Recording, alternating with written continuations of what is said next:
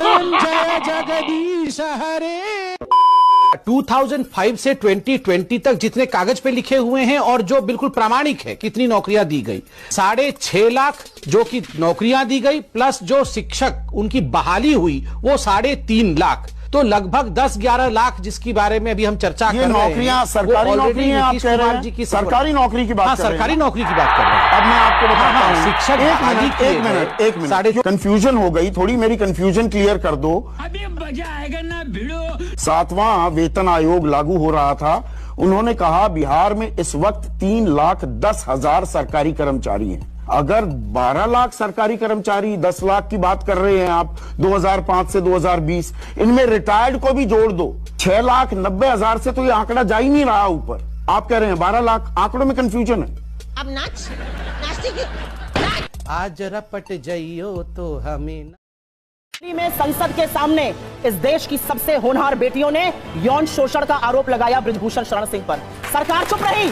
आगे सुनिए, सरकार चुप रही, सरकार ने कुछ नहीं किया, सरकार ने संरक्षण दिया, उसको गिरफ्तार नहीं किया गया, 2 महीने तक एफआईआर नहीं हुई। दिल्ली पुलिस ने चार्जशीट दायर करी। चार्जशीट में कहा इसने यौन शोषण भी किया है, इसके ऊपर मुकदमा चलना चाहिए, इसने डराया है, धमकाया है, क्रिमिनल इंटिमिडेशन के चार्जेस लगे from section 506 to 354 A, B and D।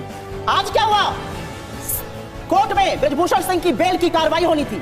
Amit Shah को दिल्ली पुलिस रिपोर्ट करती है। दिल्ली पुलिस खड़े होकर कहती है ना हम बेल को अपोज करते हैं ना इसका समर्थन करते हैं, आपके विवेक पर छोड़ देते हैं। ये दिल्ली पुलिस है। आप यौन शोषण के आरोपी को बेल इसलिए मिल जाती है क्योंकि दिल्ली पुलिस ने बेल के लिए पैरवी करी, दिल्ली पुलिस ने बेल की खिलाफत नहीं करी, इसलिए ब्रजभूषण शरण सिंह छूट जाता है। खत्म, bye bye, tata, good bye.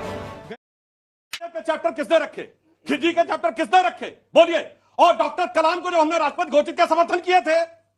बहुत अफसोस के साथ मैं कहना चाहता हूं, सुधांशु जी जैसा विद्वान प्रवक्ता इस देश के मुसलमानों को पाकिस्तान परस्त सिद्ध करना चाहता, इस देश के मुसलमानों को मुगल परस्त सिद्ध करना चाहता। अगर हिंदुस्तान का मुसलमान जिन्ना की कयादत को कबूल करता तो पाकिस्तान जाता। हिंदुस्तान के मुसलमान ने जिन्ना की कयादत को कबूल नहीं किया, हिंदुस्तान की मिट्टी में रह करके महात्मा गांधी की कयादत में मरना कबूल किया। कैसी बात करते हैं आप? अगर हिंदुस्तान के इन 30 करोड़ मुसलमानों को आप हिंदुस्तान की इस मुख्य धारा से अलग कर देंगे तो क्या हिंदुस्तान का नुकसान नहीं होगा? हो सकता आप एक बार और सत्ता ले लें, हो सकता आप 2 बार सत्ता ले लें, सत्ता आती है जाती है, हिंदुस्तान सलामत रहना चाहिए। सुधांशु जी, सुधांशु जी कॉमन सिविल कोड लाइए, लेकिन साफ नियत से लाइए। ये कुटिलता, अगर मगर, लेकिन, बटे, किंतु, पंतु, परंतु, हटकाना, भटकाना, मटकाना, ये सब छोड़ दीजिएगा, ये सब छोड़ दीजिएगा। बहुत आता है।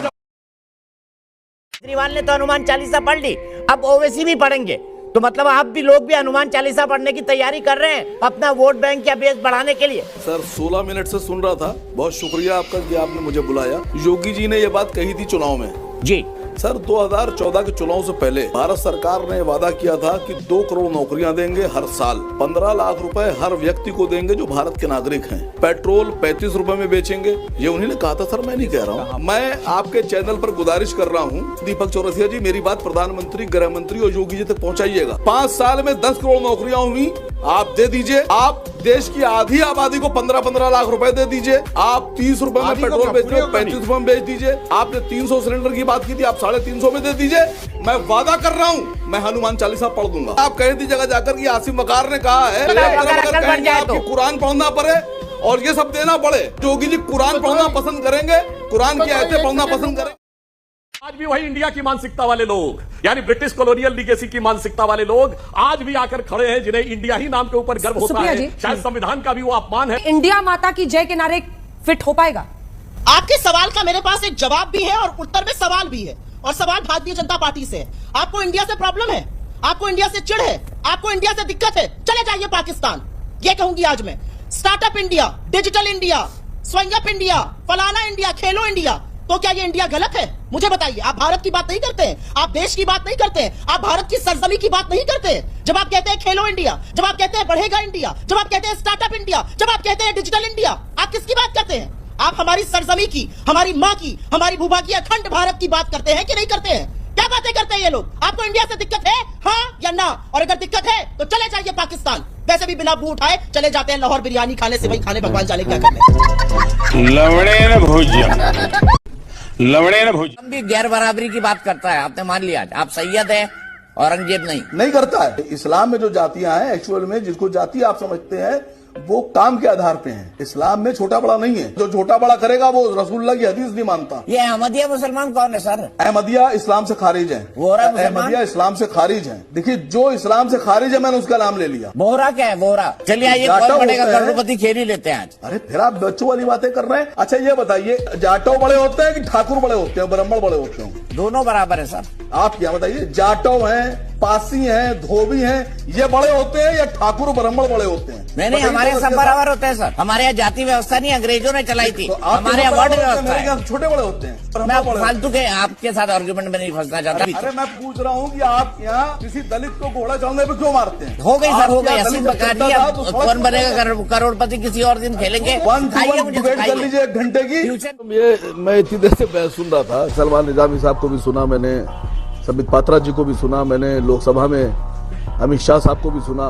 ठीक है, 70 साल का हिसाब और ये जो 6-7 साल का हिसाब की बात चल रही है, 2 लाइनें बोलना चाहता हूं सिर्फ। जो 70 साल में पिछली सरकारों ने बनाया था, जो बनाया था वो आप बेच रहे हैं।